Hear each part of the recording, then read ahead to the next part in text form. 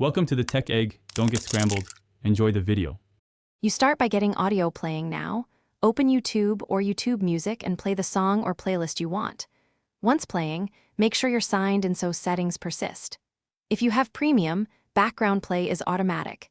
If not, use a mobile browser tab or picture-in-picture option. Keep this screen active momentarily so playback establishes. This step ensures the app hands audio control to the system before you leave the app. Once playback is established, switch to the method for your device. On Android, press Home to activate picture-in-picture or let the browser continue in the background. Use the recent screen to lock the app if needed. On iPhone, enable Pi-P or use Safari with the desktop site and play, then press Home. If audio stops, open Control Center and press play.